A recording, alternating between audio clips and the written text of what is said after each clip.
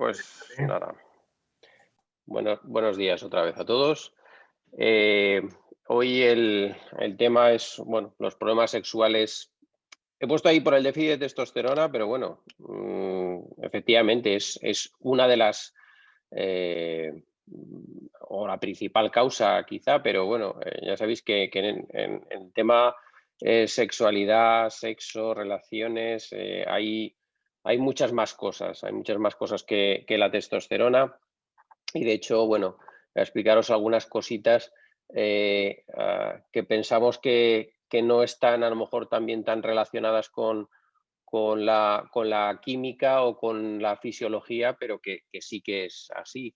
Eh, Aquí veis un poquito que podemos hablar de la química del amor o del sexo, porque quizá María luego ya nos explique un poquito más estas diferencias o estas sutiles diferencias entre una cosa y otra. Hay unas sustancias que son las monoaminas o las neurohormonas, que como veis ahí, pues son la dopamina, la feniletilamina, la serotonina.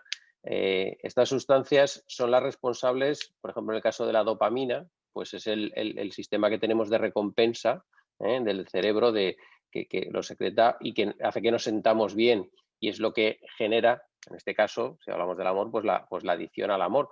Pero también en el caso de cualquier tipo de droga, del alcohol, del tabaco, de las drogas en general, es lo que hace que nuestro cerebro quiera más de eso, ¿no? La feniletilamina activa esa secreción de dopamina y también produce la oxitocina, que activa el deseo sexual. La serotonina, que se le llama el neurotransmisor de la felicidad, es lo que se reduce al inicio y hace que seamos muy obsesivos en esto de la pareja y del amor. Toda esa mezcla lo que nos provoca es que siempre pues, haya un estado de excitación, de que necesitemos esa sensación para estar satisfechos. Eh, por otra parte, nos vuelve un poco esto que se dice que el amor es ciego, ¿no? O como decía Ortega, que el enamoramiento es un estado de imbecilidad transitorio, y efectivamente es esa época o ese momento en que no vemos ni los defectos de la pareja y estamos ahí, bueno, pues en una situación fantástica. Eh, Todo eso, toda esa parte del enamoramiento, esa liberación de esas sustancias, pues nos produce esa sensación de felicidad, las maripositas en el estómago, el aumento de la presión, de la tensión, la sudoración, la excitación. Pero ¿qué pasa? Que eso tiene una fecha de caducidad. O sea, llega un momento en que, bueno, pues hay una tolerancia a ese nivel de esas sustancias y, bueno, pues nos acostumbramos, ya no nos produce ese estado de excitación, y eso lo interpreta o lo interpretamos muchas veces como un descenso del amor, o que ya se ha ido, o que ya no siento lo mismo, ¿no? Más o menos esto ha estipulado que podría ser pues, a los 3 años, hay gente que lo extiende hasta los 7, ¿eh? Y estas, añadido a otras sustancias, como puede ser, por ejemplo, la vasopresina, que puede ir disminuyendo y que es la sustancia que hace que seamos un poquito o mucho monógamos. Bueno, pues parece que es lo que, junto con la oxitocina, que también se va disminuyendo, pues hace que busquemos nuevas experiencias para volver a iniciar otra vez ese camino del amor, ¿no? Que luego ya pues pasa, si quieres o no, a ser sexo. Eh, pero, y de esto yo creo que María nos va a hablar mucho más, no solo es esa química, o sea, no solo son esas sustancias que se liberan solas, sino que hay una serie de elementos que lo acompañan y que hacen que esas sustancias también se liberen, como puede ser todo esto que he puesto aquí, ¿no? Las creencias, las experiencias, las fantasías, etcétera, y eso hace que se liberen esas sustancias y que nos provoquen, bueno, pues el mantener esa chispa en la relación una relación de pareja. Eh, bueno, esta imagen veis un poquito aquí lo que lo que ya hemos hablado, ¿no? La atracción y todas estas cosas que dependen de la dopamina, la serotonina, etcétera, o el apego de la oxitocina, vasopresina. Luego tenemos las feromonas, pero ahí ya intervienen otros sentidos, como podrían ser el olfato, y la famosa testosterona. La famosa testosterona y en el caso de las mujeres los estrógenos, hormonas que llamamos hormonas sexuales. ¿Qué efecto tiene la testosterona en el organismo? Bueno, pues a nivel de la piel, pues el crecimiento del vello, la piel está más elástica debido a que también nos mantiene el colágeno. A nivel de los músculos mantiene la masa muscular, la resistencia, la fuerza. En los órganos sexuales el tema de la fertilidad también tiene que ver, sí que tiene cierta acción sobre la erección, o en el tema de la próstata, el aumento que se va produciendo de la próstata con la edad, pues también tiene la influencia de la testosterona. A nivel cerebral, el deseo sexual, evidentemente, pero también el tener bueno, pues eso, un mejor estado anímico, el sentirse bien, el tener, bueno, ahí pone confidencia, pero sería pues eso, tener confianza, ¿no? Y la memoria. La producción de los glóbulos rojos depende también, o tiene una influencia de la testosterona, y la propia masa ósea, igual que la muscular, pues el que no tengamos una osteoporosis temprana. Esta diapositiva ya la pusimos otra vez en la otra charla, ¿no? ¿Qué es lo que ocurre en los SK? Bueno, pues que ahí se va a producir, por una parte, una atrofia de las células de Sertoli, que son las células esas que veíamos que tienen, que es el sostén en los tubitos dentro del testículo. Van desapareciendo, hay una hialinización, una fibrosis de la luz de los túbulos, la desaparición de las células germinales, y por otra parte, también bueno, hiperplasia o desaparición o alteración de las células que producen la testosterona, que son las células de Leydig, ¿vale? Por tanto, lo que tendría que ser un testículo, que claro, a nivel de proporción, en un testículo sin SK hubiera una mayor volumen de células germinales, una parte de células de Sertoli y una parte de células de Leydig, bueno, pues va a quedar en un SK con la proporción pues más o menos de preadolescente. Ya dependiendo, no en todos, o sea, en unos sí que habrá mayor producción de testosterona, igual que a nivel de células germinales. ¿Qué signos o qué síntomas produciría el déficit de testosterona? Bueno, pues por una parte a nivel neurológico y vasomotor, pues insomnio, nerviosismo, sudoración, los bochornos, que es muy parecido a, bueno, pues a lo que a las mujeres les ocurre en la menopausia. A nivel de las alteraciones neurológicas centrales, pues una sensación, pues eso, de bajo tono, no hay motivación, hay como depresión, una baja autoestima, que uno no se encuentra bien. A nivel de la masculinidad y virilidad, que es lo que más todo el mundo a lo mejor puede notar externamente, sería pues eso, que no hay fuerza física, no hay fuerza muscular, hay obesidad abdominal, etcétera. Y a nivel sexual, pues bueno, pues eso, no hay interés por el sexo, se cambia tanto la eyaculación como la erección, como el orgasmo en cuanto a la calidad o las sensaciones del orgasmo. Para diagnosticarlo, hombre, es evidente que en los SK lo tenemos claro, ¿no? Hay unos déficits de testosterona, pero aquí hay que ser un poco, bueno, cuidadosos, no tanto a lo mejor en SK, porque es muy claro el déficit de testosterona, porque el punto de corte, o sea, evidentemente está por debajo de los 200, pero en esta diapositiva quiero que veáis que, por ejemplo, según la Sociedad de Endocrinología, pues el punto de corte estaría en 300, o para otras sociedades pues estaría en cifras más elevadas, con lo cual, claro, dependiendo de qué cifra tomemos, solo por el hecho del nivel de testosterona estaríamos en hipogonadismos, en déficit de testosterona, con niveles de testosterona absolutamente diferentes. Entonces, no solo es el nivel de testosterona, sino que haya también unos síntomas que son los que hemos hemos hablado antes. Esos síntomas, bueno, pues se han querido hacer cuestionarios, ¿no? Pues para tenerlo un poquito más claro, y sobre todo a nivel de estudios y ensayos clínicos, ¿no? Pues puntuarlos y poder hacer estudios, sobre todo también de la respuesta, ¿no? Es decir, pues tenías tantos puntos y al poner testosterona o al mejorar, pues ya has reducido en tanto, ¿no? Hay dos cuestionarios más básicos, el de San Luis y el AMS, que como veis aquí, bueno, pues las preguntas son: ¿tienes disminución de libido? ¿Tienes falta de energía? ¿Tienes disminución en la fuerza? ¿Has perdido altura?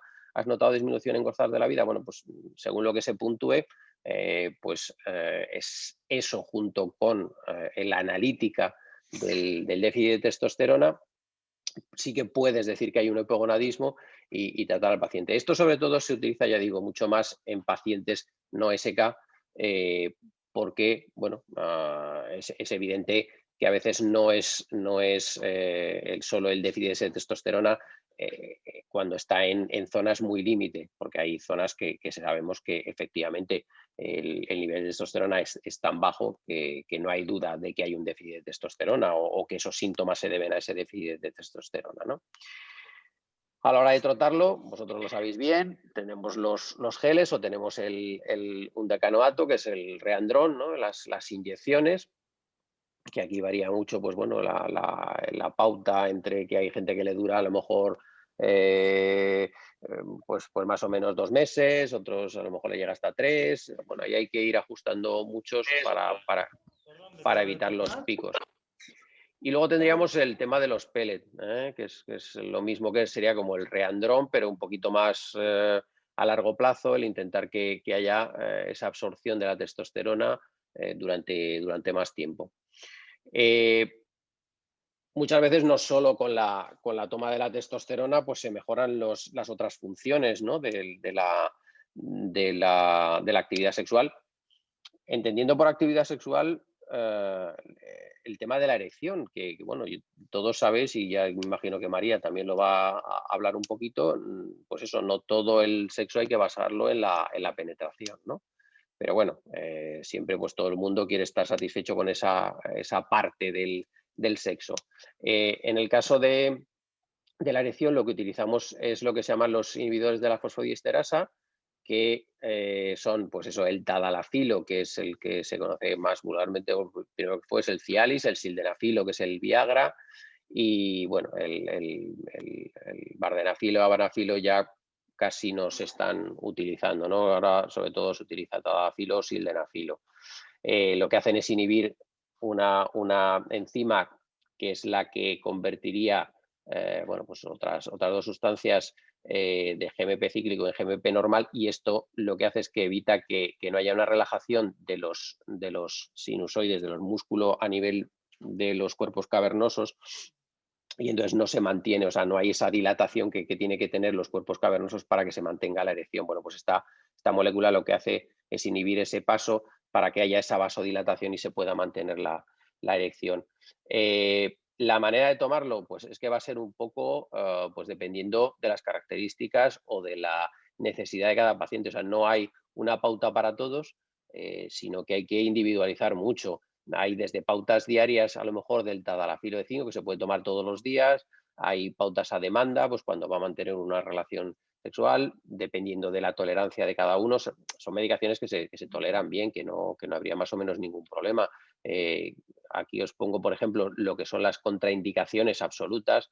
Bueno, pues serían pacientes, sobre todo, que, por ejemplo, han tenido algún infarto y usan vasodilatadores, que son los parchecitos estos de nitroglicerina, los nitratos, o porque su propia actividad física contraindica y, el utilizarlos, pero por ejemplo eso un cardiólogo, pues eso dice: "Oye, usted no puede ni correr casi, ni salir a pasear". Bueno, pues efectivamente la actividad sexual va a estar contraindicada, pero ya no es por la medicación, sino por su propia actividad física, ¿no? Y luego ya habría, bueno, pues la interacción con ciertos medicamentos, que es muy raro, eh, y el ajuste de dosis, pues según la edad. Pero bueno, por ejemplo, el tadalafilo, que es el Cialis, ni siquiera hay que ajustarlo por edad, porque es bastante bien tolerado y no hay ningún problema, ¿vale? Luego ya habría otras, si no funcionan, pero ya esas son disfunciones muy severas, pues serían los medicamentos inyectados en el propio cuerpo cavernoso, pues como los diabéticos. Bueno, pues hay sustancias que sí que se pueden inyectar, hay geles bueno, no se inyectan, sino es una gotita, una especie como de supositorio líquido que se pone en la uretra y tiene el mismo efecto, o es la misma sustancia que se utiliza para la inyección intracavernosa. Y bueno, así como los medicamentos de tipo Viagra, llamémosle, tienen una acción en la que sí que influye la excitación sexual, etcétera. Este otro tipo de medicaciones no depende de la interacción con otra persona ni de la excitación, directamente van a producir una erección sí o sí, ¿eh? Y luego ya estarían otros mecanismos, pues como son las bombas de vacío, o ya finalmente, bueno, pues las prótesis de pene, que bueno, siempre suena muy raro esto cuando hablamos de las prótesis de pene. Todo el mundo, bueno, pues está acostumbrado a las prótesis de cadera, de rodilla, que se ponen como rosquillas y no le llama la atención, y sin embargo cuando hablas de una prótesis de pene como que llama mucho la atención, es como algo, no sé, que no se puede hablar y es tabú. Y la verdad es que el índice de satisfacción de la gente con prótesis de pene, o sea, a nivel de sensaciones, tanto de eyaculación como la sensación de orgasmo, todo eso no cambia, ¿eh? Entonces, lo único, pues, que te ayuda a tener la rigidez del pene necesaria, y bueno, y va muy bien, y no hay que tenerle ningún miedo si es necesario en algún momento pasar a eso. Y bueno, esta es un poquito la parte mía, que es la parte física, de lo que pueden ser los problemas un poco, ya digo, no solo del déficit de testosterona, bueno, sino de la sexualidad un poquito en general, ¿vale? Muchas Vale. gracias, muchas gracias. De nada.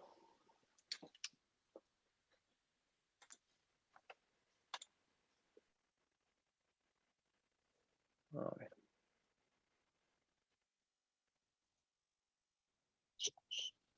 Ahora va a hablar María de la parte psicológica, sexual, del plano mental, y luego pasamos a ruegos y preguntas. Gracias.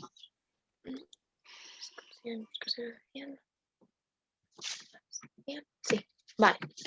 Bueno, pues muchas gracias, Carlos, porque hay muchas cosas que has podido introducir de mi charla. Un poco lo que decía tanto él como Benjamín. Esta parte es más la parte psicológica, un poco de qué es lo que puede estar pasando cuando aparecen distintos problemas a nivel de sexualidad. No solo, como digo en todas las charlas, exclusivos de las personas que tienen SK, sino que puede aparecer en cualquier tipo de persona, con distintos tipos de enfermedades, con distintos tipos de síntomas genéticos o sin que haya una causa médica como tal. A la hora de hablar de sexualidad, sí que quería introducir bueno, un poco el gráfico que nosotros manejamos en sesión de cómo es un poco la respuesta sexual humana. Dentro de la respuesta sexual humana, nosotros nos encontramos que hay una parte de deseo que se va incrementando a medida que va avanzando la relación sexual, y este deseo puede aparecer por distintos estímulos externos, como pueden ser pues, a través de la vista, a través del olfato, a través del tacto, pero también a nivel interno, como puede ser a través de sueños o de fantasías eróticas. Cada persona tiene los estímulos externos o internos que le motivan y son completamente distintos. Por ejemplo, pues se ha hecho estudios y se ha visto que las mujeres españolas a nivel de estímulos externos pues llaman mucho más los ojos o llama mucho más la cara, mientras que en los hombres, bueno, pues les llama mucho más todo el tema a nivel más del pecho o más a nivel genital. Este deseo, cuando se va manteniendo, va produciendo una excitación, que es cuando empiezan a comenzar cambios fisiológicos. En el caso de las mujeres se produce una mayor secreción en la vagina, se produce una erección a nivel de los pechos, aparece también un mayor flujo sanguíneo, y en el caso de los hombres, bueno, pues comienza esa erección, comienza también una erección a nivel de los pezones, llega una parte en la que se produce una meseta o un mantenimiento, que sería todo lo que es la actividad sexual en sí, hasta que se va aumentando ese nivel de secreción, ese nivel de excitación y se llega a producir un orgasmo. En el caso de las mujeres hay posibilidad de que sea un orgasmo múltiple y finalmente acaba en una etapa de resolución. Y bueno, pues lo que viene ahí es que la satisfacción puede ser o mayor o menor medida. Como todos sabemos, se puede pasar por todas estas etapas y que no haya habido una actividad sexual satisfactoria o no. En el caso de las personas que tienen el síndrome de Klinefelter, normalmente nos encontramos bastantes problemas desde el comienzo de la respuesta sexual humana. Desde el nivel de deseo nos encontramos personas en consulta que refieren, bueno, pues como ha comentado Carlos, que ese nivel bajo de testosterona, pues que muchas veces les cuesta, pues a lo mejor cuando piensan en una fantasía o cuando ven una mujer, les cuesta sentir ese deseo, les cuesta sentir esos cambios fisiológicos que implica un deseo, sentir esa excitación. En otras charlas hemos comentado como, por ejemplo, en el caso de los adolescentes, cuando ven chicas o cuando ven chicos, en función de lo que a ellos les guste más, no se produce esa erección y a veces es cuando empieza un poco a sembrarse la duda a la adolescencia de si veo a una chica y no siento ese deseo, no siento esa excitación, no sé si es porque ya no me gustan las chicas y empiezan a plantearse también a nivel de identidad de género. Y luego en la parte de la meseta también nos encontramos personas en consulta, y concretamente personas con el síndrome de Klinefelter, que refieren que a lo mejor durante la actividad sexual tardan mucho y llega un momento en el que cuesta mucho, como comentaba Carlos en el tema de la disfunción eréctil, que llega a producirse una eyección como tal. Dentro de lo que nosotros consideramos dentro de la psicología como una disfunción sexual, lo englobaríamos dentro de un trastorno sexual. Una disfunción en concreto es una serie de problemas que están dificultando o directamente impiden que una persona viva su sexualidad de manera satisfactoria. Dentro de todas las disfunciones sexuales que tenemos, las más prevalentes en las personas con el síndrome de Klinefelter son tanto un deseo sexual hipoactivo como una eyaculación retardada como un trastorno eréctil. Dentro de las que hay serían las más prevalentes.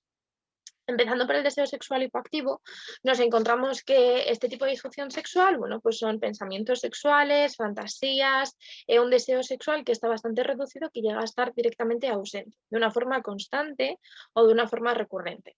En el caso de la eyaculación retardada, era también lo que comentaba Carlos, bueno, pues se estima que entre un 75 y un 100% de las veces que se produce un encuentro sexual con la pareja, hay un retraso bastante marcado de la eyaculación y en algunos casos, bueno, la relación sexual acaba sin que se haya llegado a producir esa eyaculación debido a que se retrasa mucho y llega un momento en el que la pareja desiste de seguir intentándolo.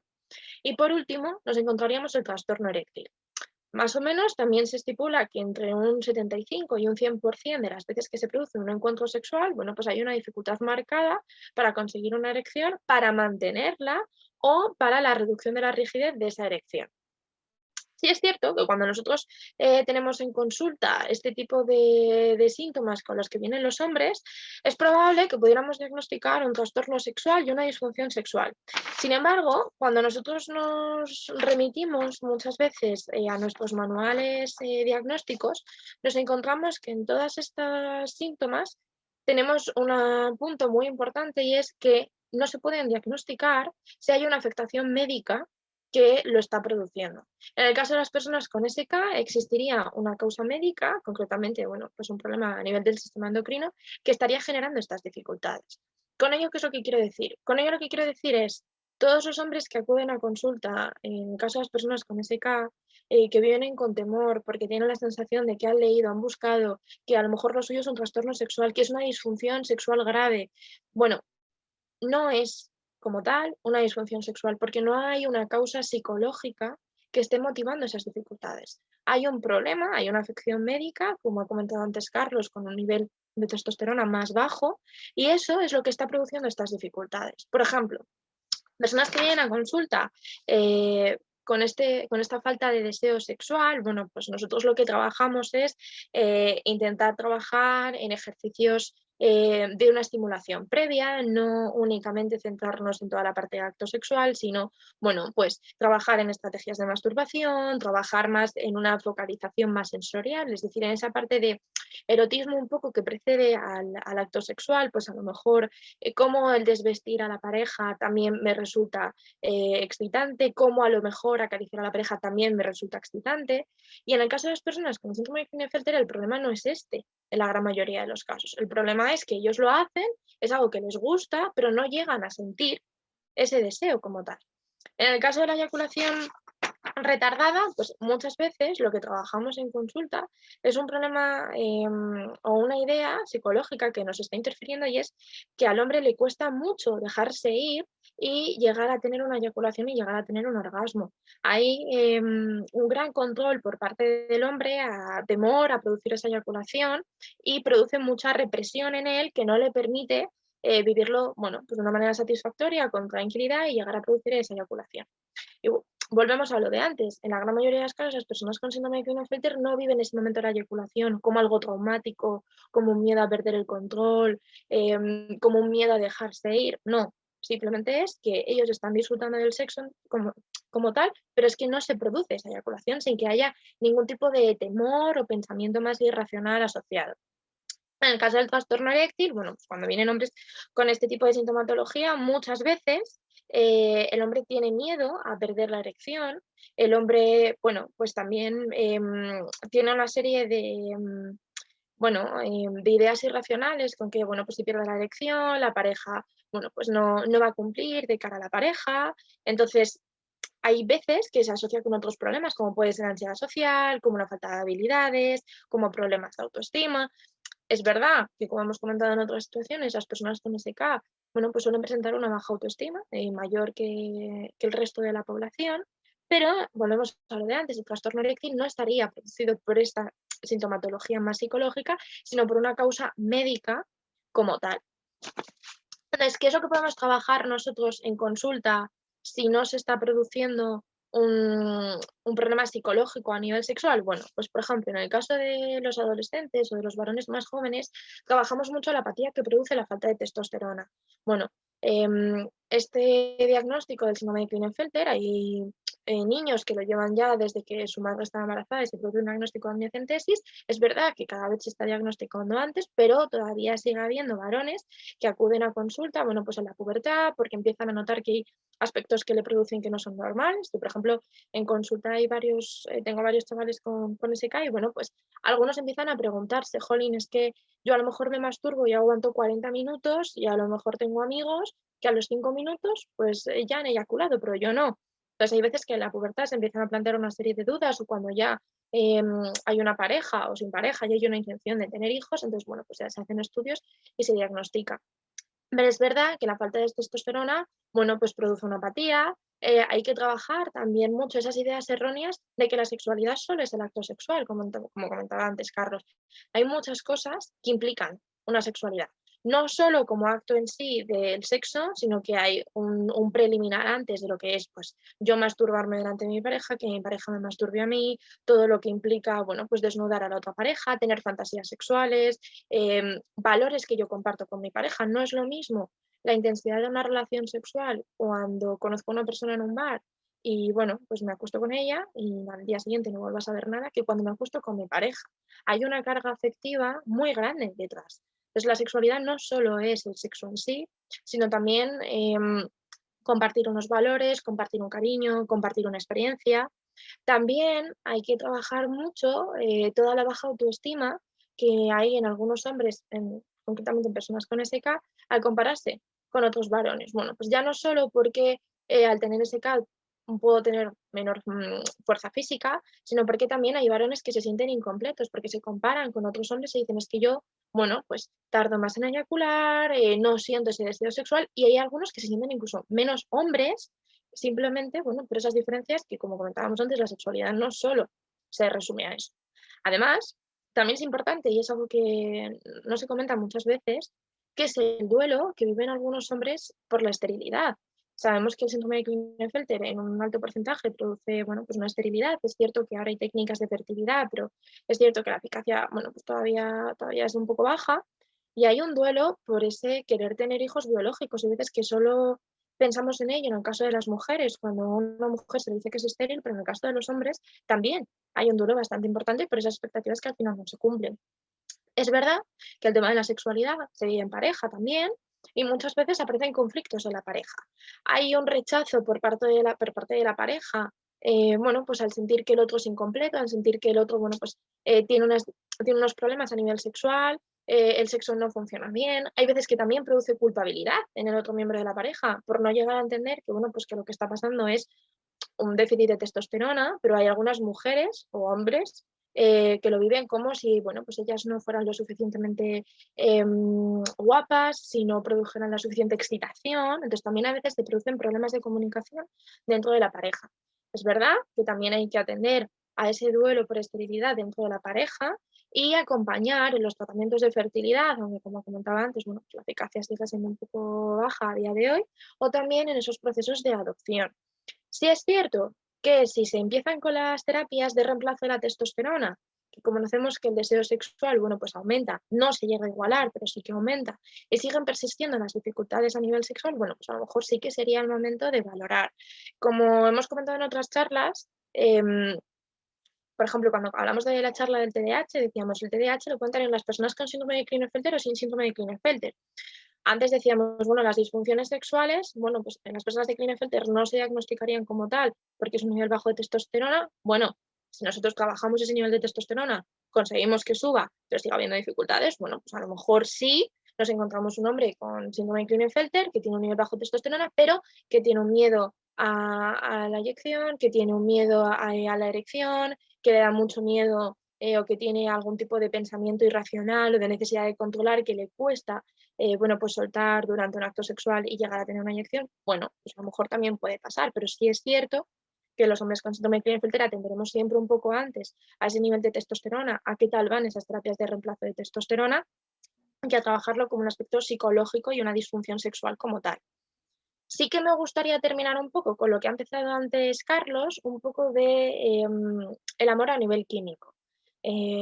Cuando nosotros hablamos dentro de las terapias de psicología, hace poco tuvimos también en la asociación una charla con la coach del amor, el amor en sí, una relación de pareja, se basa en 2 puntos. Se basa en una intimidad, se basa en un compromiso, ¿vale?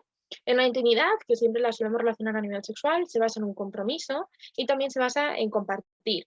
Entonces, dentro de, a nivel químico, qué hormonas o qué neurotransmisores están influyendo, nos encontramos que a la hora del impulso sexual, como comentaba antes Carlos, tenemos la testosterona, que es un poco lo que nos trae aquí hoy, y el estrógeno por parte de la mujer. Pero este impulso sexual es de breve duración.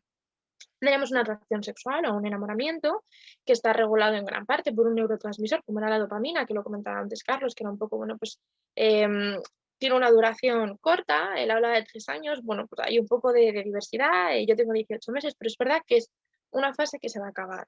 Todos sabemos, bueno, pues que cuando comenzamos con una pareja, la relación es muy platónica, no podemos parar de pensar en él o en ella, pero llega un momento en el que eso se acaba, porque tiene una duración corta. Y al final, lo que sobrevive en esa relación de pareja es ese cariño regulado, bueno, pues por la oxitocina y por la vasopresina. Y tiene una duración indeterminada. Todo lo que sea la relación de pareja, todo lo que aguante. Con ello, ¿qué es lo que quiero decir? Bueno, pues es volver a recalcar que muchas veces ponemos el foco a nivel sexual, cuando tenemos que a nivel sexual la duración es muy breve y lo que va a perdurar en esa relación de pareja es el cariño.